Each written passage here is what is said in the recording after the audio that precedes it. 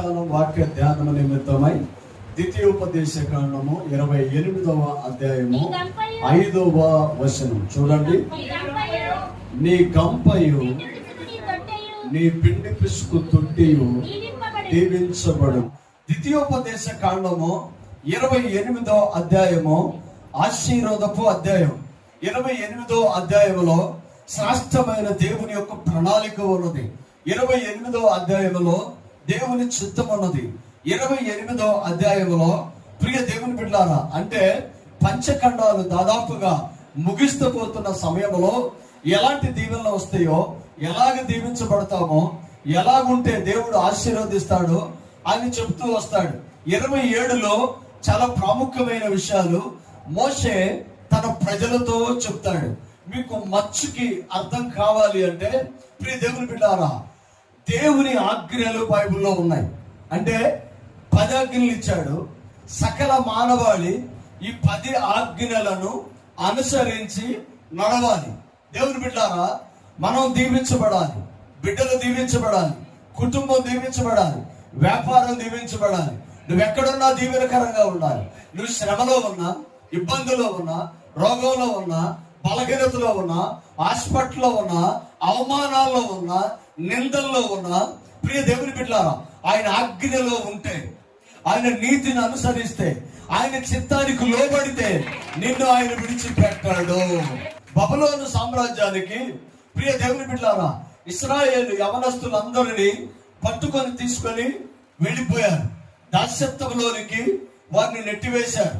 ప్రియ దేవుని బిడ్డలారా, ఆ యవనస్తులు అందరూ కూడా రాజు ఏది చెప్తే అదే చేస్తాం, రాజు ఏది మాట్లాడితే అదే వింటాం.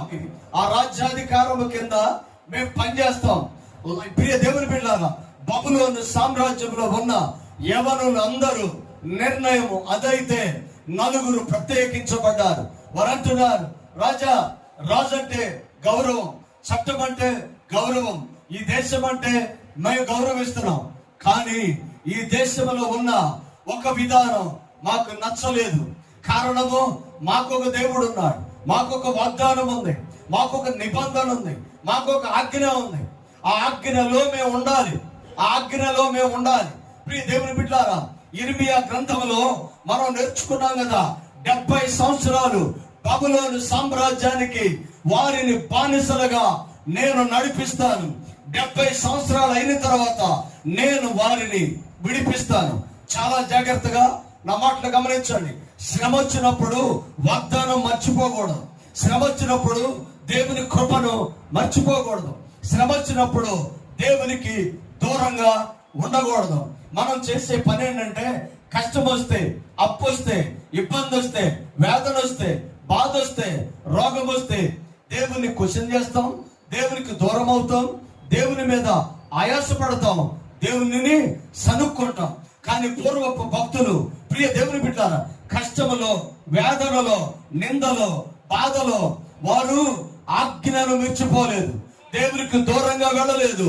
శ్రమ వచ్చిన కొలది వారు దేవునికి దగ్గరగా జరిగారు. ఈ ఉదయకాలము, ఈ 3వ నెలలో ప్రభు మనలను ఆశీర్వదించబోతున్నాడు. ఆశీర్వదించాలి అంటే ఆయన ఆజ్ఞ ఏంటో తెలియాలి. మొట్టమొదట ఆయన అంటున్న మాట, మొదలుకొని నా విధులను, నా కట్టడలను మీరు అనుసరించిన యెడల, నా వాగ్దానాలు, నా యొక్క ఆజ్ఞలను మీరు శ్రద్ధగా వినిన యెడల. వినటం వేరే, శ్రద్ధగా వినటం వేరే, వినిన దానిని ప్రాక్టీస్ లో పెట్టడం వేరే. వినిన వారు, ప్రియ దేవుని బిడ్డలారా, వారు ఎంతవరకు ఉంటారో తెలియదు.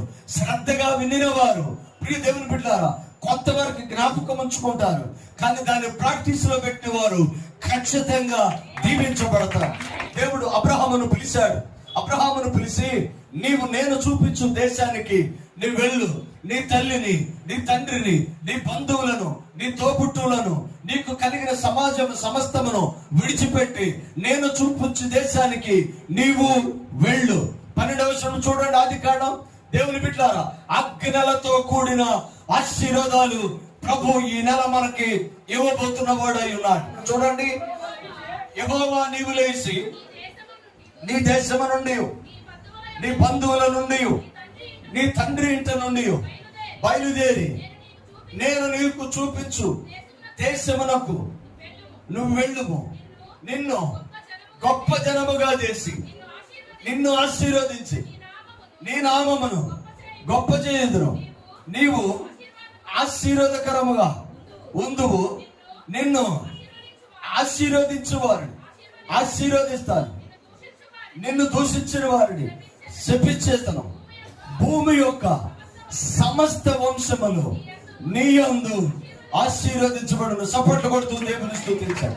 యేసు ప్రభుని ఎరిగాం, ఆయన రక్తముతో కడగబడ్డాం, పరిశుద్ధపరచబడ్డాం, నీతిగా మార్చబడ్డాం. దేవుని బిడ్డ విశ్వాస సమూహంలో మన పేరుని లిఖించుకున్నాం. మనకున్న పేరు విశ్వాసము లేక విశ్వాసులు. విశ్వాసులు అంటే దేవునిని ఎరిగిన వారు.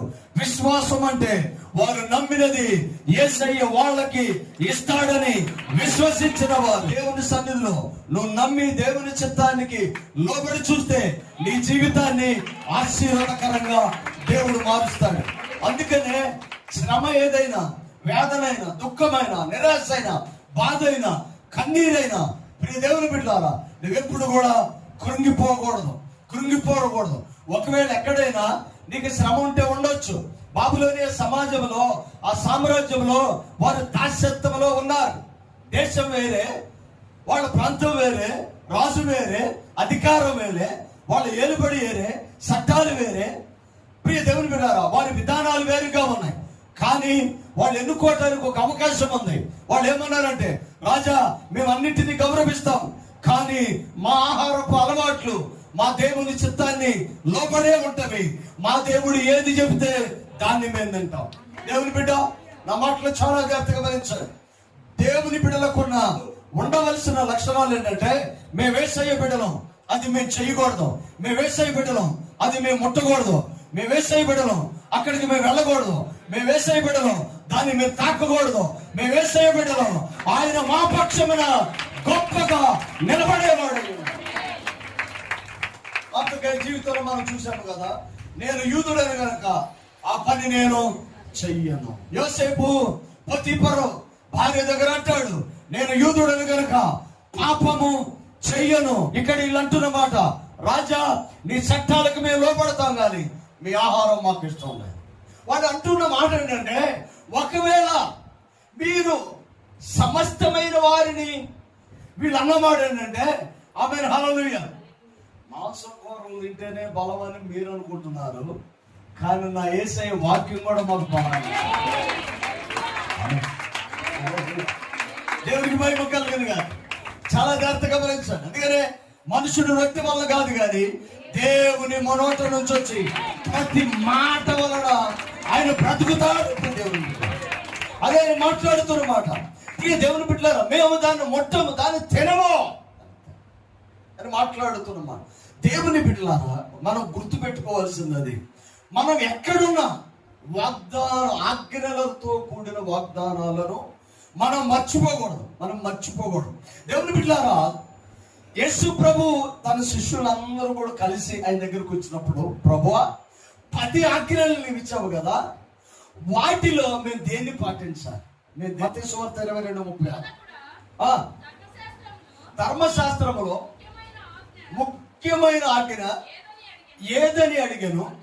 అందుకైనా నీ పూర్ణ హృదయంతో, నీ పూర్ణ ఆత్మతో, నీ పూర్ణ మనస్సుతో నీ దేవుడైన యెహోవాను సేవింపవలను. ఇదే ముఖ్యమైనది. అంటే దేవుని బిడ్డలు చాలా జాగ్రత్తగా గమనించాలి. ఇక్కడ మాట్లాడుతున్న మాట ఏంటంటే, నీ పూర్ణ హృదయంతో, నీ పూర్ణాత్మతో నీ దేవుడైన యెహోవాను ప్రేమించండి, లేక స్తుతించండి, ఆరాధించండి. రెండో ఆజ్ఞ ఏంటంటే, దేవుని బిడ్డలారా, నిన్ను వలె నీ పొరుగు వారిని ప్రేమించండి. ఇది ముఖ్యమైనది, మొదటిది అని అంటారు. అంటే ఆజ్ఞలతో కూడిన ఆశీర్వాదం అంటే, దేవుని సన్నిధిలో దేవుని బిడ్డలారా, వాళ్ళు ఎక్కడో ఉన్నారు, శ్రమలో, బాధలో ఉన్నారు, కానీ ఆజ్ఞలను మర్చిపోలా, వాగ్దానాలు మర్చిపోలా, పరిశుద్ధతను కాపాడుకుంటూ యేసయ్యను వెంబడిస్తూనే వచ్చారు. అందుకని రాజా, మా దేవుడు సమర్థుడు, మమ్ములను విడిపించుటకు శక్తి కలిగిన దేవుడు. దేవుని బిడ్డలారా, మనము కొన్ని పరిస్థితులు మనం గుండా మనం వెళ్తాం, శ్రమ వస్తుంది, కానీ వాగ్దానాలను మర్చిపోతాం. బైబిల్లో చూస్తే ప్రియ దేవుని బిడ్డలారా, 470 సంవత్సరాలు ఇశ్రాయేలు ప్రజలు దాస్యత్వంలో ఉంటారు, కానీ పరిశుద్ధతను కోల్పోలేదు. ఐగుప్తు దేశంలో యోసేపు బానిసత్వంలో ఉంటాడు, కానీ పరిశుద్ధతను కోల్పోలేదు. 81 సంవత్సరాలు యాకోబు లాభానింట ఉన్నాడు, పరిశుద్ధతను కోల్పోలేదు. దేవుని బిడ్డలారా, కోరేషు కాలంలో యూదులు శ్రమలో ఉన్నారు, పరిశుద్ధతను కోల్పోలేదు. ఆజ్ఞలతో కూడిన ఆశీర్వాదాలు నువ్వు పొందుకోవాలంటే యేసయ్యను నువ్వు వెంబడించ చూడు, నీ జీవితము దీవెనకరంగా ప్రభు మారుస్తాడు. డబ్బు లేకపోవచ్చు, ఆరోగ్యం లేకపోవచ్చు, సమస్యలు లేకపోవచ్చు, ప్రభువుని కలిగుట్టు దేవుని బిడ్డారా, ఆయన నీ జీవితంలో సమస్తమును ఆశీర్వాదకరంగా మారుస్తాడు. వీళ్ళందరూ నేను ఇప్పుడు మీకు గుర్తు చేసిన అందరూ కూడా శ్రమల అనుభవంలో నుంచే వెళ్ళారు, కానీ వాగ్దానాలు మర్చిపోలేదు, ఆజ్ఞ మేనలేదు. నా మాటలు మీరు శ్రద్ధగా ఈయన ఎడలాల. దేవుని బిడ్డారా, 88లో ఆయన ఇచ్చిన వాగ్దానాన్ని మనం చూస్తున్నాం. నీవు దీవెనకరంగా ఉంటావు, ఆశీర్వాదకరంగా ఉంటావు, నేను నిన్ను దీవిస్తాను. దీవెన అని అంటే వాళ్ళు దాస్యత్వంలో ఉన్నారు, ప్రార్థన విడిచిపెట్టలేదు. 70 సంవత్సరాల తర్వాత ఒక విడుదల వస్తుందని ఎరిగి ప్రజలను శ్రమలలోనికి నడిపిస్తాను, దాస్యత్వంలోనికి తీసుకొని వెళ్తాను, కానీ కేవలం 70 సంవత్సరాలే వారిని నేను మరలా విడిపిస్తాను. ఈ మాట ఎరిగిన దానియేలు రాజకోట మీద మేడ పైకెళ్ళి తన గదిలో కిటికీ తెరిచి యెరూషలేము తట్టు చూస్తూ ప్రార్థన చేసేవాడు అంట. అంటే మనకి ఇక్కడ గుర్తుపెట్టుకోవాల్సింది, అర్థం అవ్వాల్సింది ఏంటంటే, నువ్వు విశ్వసించావు, శ్రమలో ఉన్నావు, దాస్యత్వంలో ఉన్నావు, ఎలాంటి అవకాశము లేదు, కానీ వాగ్దానం గుర్తుంది, దేవుడు నిన్ను దీవిస్తాడు అని వాగ్దానం గుర్తుంది. ఆమేన్. దేవుని బిడ్డలారా, వాగ్దానమును గుర్తుంది. శ్రమలో ఉన్నాం కదా, వాగ్దానం ఎందుకు? శ్రమలో ఉన్నాం కదా, దేవుని యొక్క ఆ యొక్క దీవెన ఇంకేం దీవిస్తాడు నాకు? ఇంతకన్నా శ్రమ, ఇంతకన్నా కష్టం, ఇంతకన్నా బాధ, ఇంతకన్నా రోగం, ఈ పరిస్థితుల్లో ఇంకేం దీవిస్తాడు? ఇక చనిపోవటమే అని కొంతమంది దర్శనం వైపు చూడరు. కానీ దానియేలైతే దేవుడు వాగ్దానం ఇచ్చాడు, దాన్ని ఖచ్చితంగా నెరవేరుస్తాడు. ఎందుకు చెప్తున్నానంటే, ఎంతో ముందు ఆయన నెరవేర్చాడు, ఇప్పుడు కూడా ఆయన చేస్తాడు. ఆయన ఎప్పుడు మాట తప్ప మనం మిస్ అయ్యాం, కానీ యేసయ్య మాట తప్ప. ఇక్కడ దేవుని బిడ్డలారా, మనం అదే గుర్తుపెట్టుకోవాలి. 70 సంవత్సరాల తర్వాత మాకు విడుదల ఉంది, అది మైండ్ లో ఫిక్స్ అయింది. తాత్కాలికంగా కొన్ని శ్రమలు ఉన్నాయి, మనకు కూడా ఉన్నాయి, కానీ దర్శనం కోల్పోదామా? దేవుడిచ్చిన వాగ్దానాలు మర్చిపోదామా? దేవుని కృప వైపు చూడకుండా అక్కడితో ఆగిపోదామా అని అంటే, ఒకవేళ ఆగిపోతే నీ జీవితం అక్కడితో ముగిసింది, నీ చరిత్ర అక్కడితో ఆగిపోయింది. అక్కడ ఆగిపోయింది. ఈ మధ్యకాలంలో ఒక వైరల్ అయింది తెలుసు కదా, ఒక తల్లి 3 పిల్లలు వేసుకుని సూసైడ్ చేసుకుంది. కారణాలు ఏమీ లేవు, దానికి ఇప్పటికీ తేల్చలేదు, ప్రభుత్వాలు ఇవి కూడా తేల్చలేదు. డబ్బు ఉంది, సంపద ఉంది, సంథింగ్ అన్నీ ఉన్నాయి. పిల్లలేమో చిన్నపిల్లలే కాదు, వాళ్ళు పెద్దోళ్ళు అయిపోయారు, యుక్త వయసుకు వచ్చారు, ఇవన్నీ ఉన్నాయి, కానీ చనిపోయారు. కారణాలు తేల్చలేకపోతున్నారు. అంటే ఇప్పుడు దేవుని బిడ్డలారా, నేనేమంటానంటే, దర్శనం కోల్పోయారు, వాళ్ళు విశ్వాసాన్ని కోల్పోయారు. ఎప్పుడు సూసైడ్ అటెంప్ట్ చేయాలి అనే ఆలోచన వస్తుందంటే ఈ జీవితంలో ఇక నేనేమి చేయలేనన్నప్పుడు అలాంటి ఆలోచనలు వస్తాయి. దేవుని బిడ్డ, నా మాటలో చాలా జాగ్రత్తగా గమనించాలి. మనం గుర్తు పెట్టుకోవాల్సింది ఒకటి ఏంటంటే, దేవుని బిడ్డలుగా బాప్తిసం తీసుకొని విశ్వాసంతో నడుస్తున్న నీవైతే సూసైడ్ అటెంప్ట్ చేయడానికి వీల్లేదు. ఒకవేళ ఎవరైనా అటెంప్ట్ చేస్తే డైరెక్ట్ గా నరకానికి వెళ్తారు వాళ్ళు. నువ్వు బాప్తిసం తీసుకున్నా లేకపోతే సూసైడ్ అటెంప్ట్ చేసి 5 నిమిషాల వరకు నువ్వు పరిశుద్ధంగా ఉన్నా కూడా నువ్వు వెళ్ళేది నరకానికే. ఎందుకు అని మీరు అడిగితే, ఆయన నీకు వాల్యుబుల్ లైఫ్ ఇచ్చాడు, ఒక శ్రేష్టమైన జీవితాన్ని నీకు ముందు పెట్టాడు. కానీ నువ్వేం చేసావు? దాన్ని మధ్యలోనే ముగించావు. దేవుని బిడ్డలారా, ఒకవేళ ముగించాల్సి వస్తే ప్రియ దేవుని బిడ్డలారా, కయ్యోను చనిపోలేదు. ముగించాల్సి వస్తే దేవుని బిడ్డలారా, యాకోబు చనిపోలేదు. యోసేపు చనిపోలేదు. ఇలాగ చరిత్రలో ఎంతో మంది ఉన్నారు. శ్రమలను ఫేస్ చేశారు. శ్రమకు వెన్ను చూపించలేదు, రొమ్ము చూపించి నిలబడ్డారు. శ్రమ ఓడిపోయింది కానీ భక్తులు నిలబడ్డారు. నీ జీవితంలో ఉన్న శ్రమ కూడా ఓడిపోయింది. దేవుడు నిన్ను నిలబెడతారు. నమ్మిన వాడు 2 చేతులు పైకెత్తి సపోర్ట్ కొడుతూ ప్రభువుని మహిమపరచండి. ఇప్పుడున్న అప్పు తీరింది, ఇప్పుడున్న శ్రమ తీరింది, ఇప్పుడున్న రోగం పోయింది, ఇప్పుడున్న ఆటంకాలు పోతాయి. నా యేసయ్య ఒక విడుదల నీకు ఇస్తాడు.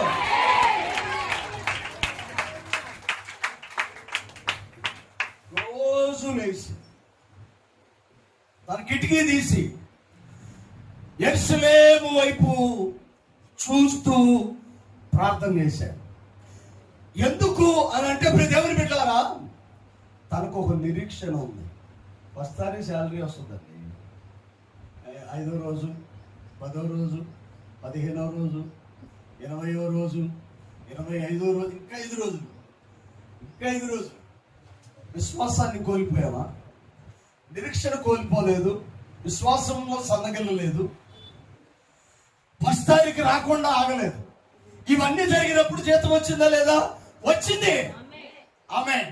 దేవుని బిడ్డలారా, మనం గుర్తించుకోవాల్సింది అది. ఈ జీవన ప్రయాణంలో నీకో గురి ఉంది. ఖచ్చితంగా దేవుడు నన్ను దీవిస్తాడు. దానియేలు అదే గురిని పెట్టుకున్నాడు. 70 సంవత్సరాలు అయితే మరలా నేను వాగ్దాన దేశంలో అడుగు పెడతాను. ఆమేన్.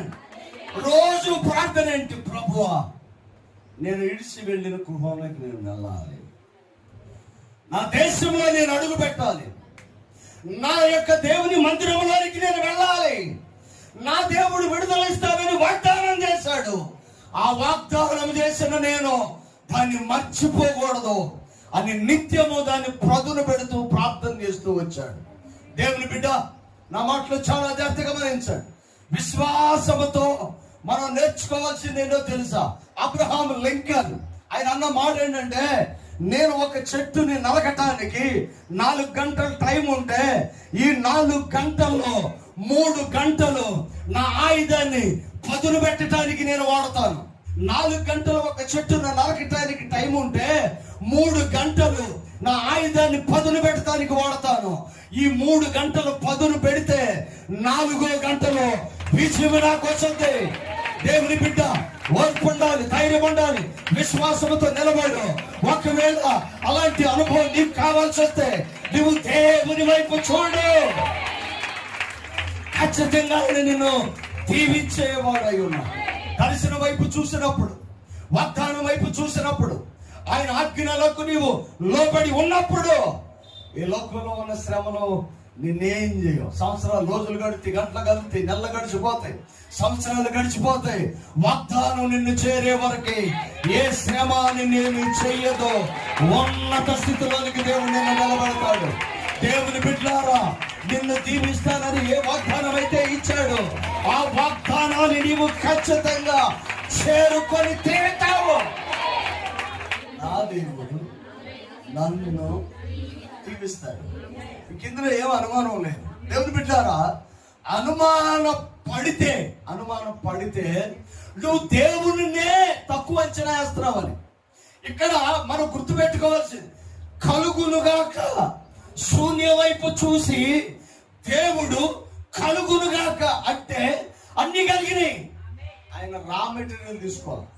మనం గ్లాస్ తయారు చేయాలంటే ఇసుక కావాలి, ఇనుముతో ఆయుధాన్ని తయారు చేస్తాం, చెట్టుతో బైబిల్ తయారు చేస్తాం, ప్లాస్టిక్తో ఇంట్లో గృహోపకరణాలు తయారు చేస్తాం. మనం ఏదైనా ఒక వస్తువును తయారు చేయాలి అంటే దానికి ముడిసరుకు రా మెటీరియల్ కావాలి. కానీ నా యేసయ్యకి అవసరంలా. ఆయన కలుగునుగాక, కలుగునుగాక, కలుగునుగాక, కలుగునుగాక, కలుగునుగాక, కలుగునుగాక, కలుగునుగాక, కలుగునుగాక అని పలుకుతూ వచ్చాడు. దేవుని బిడ్డలారా, ఆయన పలికిన ప్రతిదీ కలిగింది. నీ జీవితంలో నువ్వు అదే నేర్చుకోవాల్సింది. ఇది అయ్యింది. యేసయ్య ఇస్తాడు, నా బిడ్డలను దీవిస్తాడు, ఆశీర్వదిస్తాడు, గొప్ప చేస్తాడు, ఉన్నతంగా ఉంటారు. కొంతమంది పట్టణాన్ని చూసి ప్రార్థన చేస్తారు, కొంతమంది ఆశీర్వాదాలు చూసి ప్రార్థన చేస్తారు, కొంతమంది మరణాన్ని చూసి భయపడి ప్రార్థన చేస్తారు, కొంతమంది మరణమును జయించగలిగిన శక్తిని చూసి ప్రార్థన చేస్తారు, కొంతమంది అప్పును చూసి ప్రార్థన చేస్తారు, కొంతమంది అప్పును దాటిపోయిన తర్వాత ఆశీర్వాదాలను చూసి ప్రార్థన చేస్తారు, కొంతమంది చదువులు చూసి ప్రార్థన చేస్తారు, కొంతమంది చదువుల తర్వాత వచ్చే విజయాన్ని చూసి ఉద్యోగాన్ని చూసి ప్రార్థన చేస్తారు. నీ దర్శనం దేని వైపు, నీ చూపు దేని వైపు, నువ్వు దేని చూసి ప్రార్థన చేస్తున్నావు? ప్రియ దేవుని బిడ్డ, ఈ ఉదయకాలము నీ దర్శనం మారాలి. నేను చెప్పనా, కొమ్ములు తిరిగిన రాజైనా నీ పాదాల దగ్గర తీసుకుంటా. మనం నిలబడాలి, మనం నిలబడాలి. ప్రతి దానికి భయపడుతూ ఉంటేనండి కొంతమందికి పెరిగిపోతూ ఉంటుంది, పెరిగిపోతూ ఉంటుంది. ఏం పెరిగింది? బీపీ పెరిగిపోతాం. ఏం పెరిగింది? బీపీ పెరిగింది. బీపీ పెంచుకోవాల్సినంత అవసరం. నేనేం ఆలోచన చేయట్లేదు, నాకు ఎందుకు బీపీ పెరుగుతుందంటే ఎక్కడో నరాల్లో ఏదో కొలెస్ట్రాల్ పెరిగిపోయింది, హెల్త్ రీత్యా కొన్ని ప్రాబ్లమ్స్ వస్తున్నాయి, అవి కంట్రోల్ చేసుకోమని ఒకటి అర్థం. రెండోది ఏంటో తెలుసా? ఏదో అయిపోయింది, ఏదో అయిపోయింది. మా అమ్మాయి బయటికి వెళ్ళి వస్తుందో లేదో తెలియదు, మా అబ్బాయి బయటికి వెళ్ళాడు ఏమో తెలియదు, మా ఆయన గారు బయటికి వెళ్ళాడు ఏమైందో తెలియదు, మా ఆవిడ ఇంట్లో ఉంది ఎలా ఉందో తెలియదు. ఇవన్నీ ఉంటుంది చూడు. ఇవన్నీ ఏంటి? విశ్వాసము లేనివి, దర్శనము లేని మరణాలు. మనం చేయాల్సింది ఏంటంటే, టెన్షన్లు ఉన్నాయండి లేవా? అమ్మాయి హల్లెలూయా.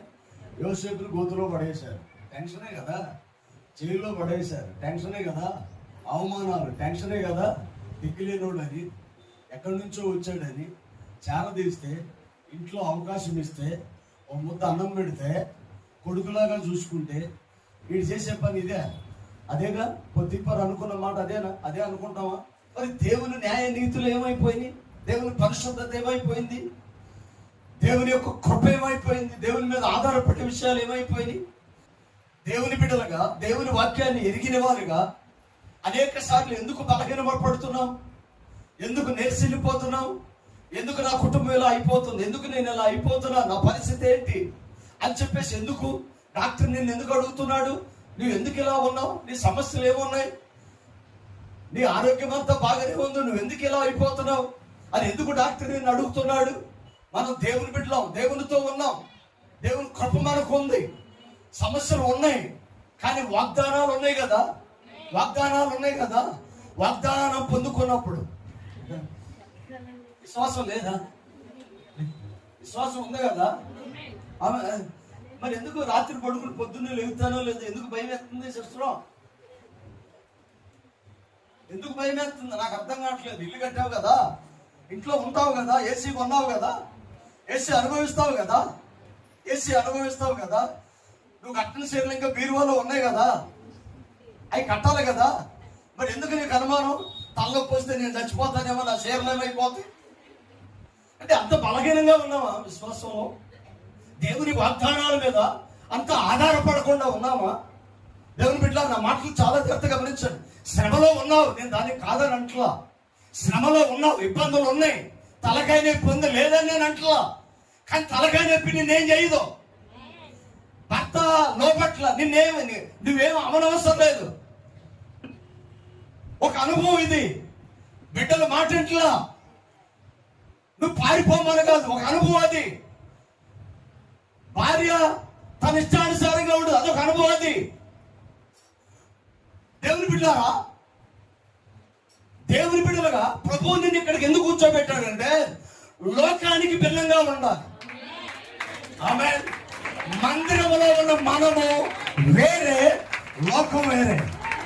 మందిరం దాటిన పరిస్థితులు వేరే, మందిరంలో ఉన్న మనం వేరే. మనకు ఒక దర్శనం ఉన్నది, అది ఖచ్చితంగా దేవుడు నెరవేరుస్తాడు. ప్రతి దానికి ఒక సమయం ఉంటుంది. దేని విషయం కూడా నువ్వు భయపడిన అవసరం లేదు. విశ్వాసం వైపు చూ. దానియేలు ఎందుకు ప్రార్థన చేస్తున్నాడంటే ఖచ్చితంగా అక్కడికి వెళ్తాం. 2025లోనే ఉన్నాం మనం. ఇందాక ఎవరో అంటున్నారు 2వ నెల కూడా అయిపోయింది అంటున్నారు. అయిపోయింది, సంవత్సరం కూడా అయిపోయింది. దేవుని బిడ్డలారా, మనం గుర్తు పెట్టుకోవాల్సింది రోజు అటు తిరిగి ఎందుకు ప్రార్థన చేసేవాడు అంటే ఆయన చూసేది ఏంటంటే ఈ 70 సంవత్సరాలు ఇక్కడ ఉంటున్న విషయాన్ని చూడలేదు. దర్శనం వైపు చూస్తే శ్రమ చూసినప్పుడు నువ్వు భయపడ. అర్థమవుతుందండి? ఆమె హల్లెలూయా. ఫస్ట్ తారీఖు వచ్చి శాలరీ వైపు చూస్తే మధ్యలో ఓనర్ తిట్టిన దానికి భయపడం, చిన్న చిన్నటికి భయపడం, దీనికి ఏదికి భయపడం. కారణం ఏంటి? మనకు ఒక గురి ఉంది. ఎందుకు ప్రార్థన చేస్తున్నాడంటే రోజు లేచి నిలబడి ప్రార్థన. 70 సంవత్సరాలు గడిపి నేను అక్కడికి వెళ్తాను, అది టైం షీట్ ఉంది. రోజు లేచి ప్రార్థన అదే. నేను అక్కడికి వెళ్తా, నేను అక్కడికి వెళ్తా, నేను అక్కడికి వెళ్తా. దేవుడు తోడుగా ఉన్నాడు. 70 సంవత్సరాలు ఇంటే గడిచిపోయింది. దేవుడు విజయాన్ని ఇచ్చాడు. దేవుని బిడ్డలారా, మనం నేర్చుకోవాల్సిందే ఆయన ఆజ్ఞల్లో మనం ఉండాలి. ఆయన ఆజ్ఞల్లో మనం ఉండి ఆయన వాగ్దానాలపైన ఆధారపడి మనం ముందుకు వెళ్ళినప్పుడు ఇహమందున్న శ్రమలు మనల్ని ఏమి చెయ్యలేవు, ఏమి చేయలేవు. అందుకని ఇక్కడ అంటాడు కదా 28లో ఎప్పుడు దీవెనలు వస్తాయి అంటే, చూడండి ప్రతి దేవుని బిడ్డ, నీవు నీ దేవుడైన యెహోవా మాట శ్రద్ధగా విని, నీవు నీ దేవుడైన యెహోవా మాట శ్రద్ధగా విని, శ్రద్ధగా విని నేడు నేను నీకు ఆజ్ఞాపించుచున్న ఆయన ఆజ్ఞలన్నిటినీ అనుసరించి నడుచుకొని ఎడల, ఆజ్ఞలను అనుసరించి నడుచుకోనాలి. దేవుని బిడ్డలారా, ఆయన మాటలు శ్రద్ధగా వినాలి. ఆయన ఆజ్ఞలను అనుసరించి నడుచుకోవాలి. ఎప్పుడైతే వింటావో వినుట ద్వారా విశ్వాసం కలిగింది. ఆ విశ్వాసము దేవుని కార్యాలు చూసుకోవాలి. దేవుని బిడ్డలారా, భయపడిన అవసరం లేదు. విశ్వాసంతో మీరు నిలబడితే మీ దేవుడు మీ పట్ల గొప్ప కార్యాలు చేస్తాడు. నీవు వినిన ఎడల ఈ దీవెనలన్నీ నీ మీదకి వచ్చి ప్రార్థించును. నీవు పట్టణములో దీవించబడదు, పొలములో దీవించబడదు.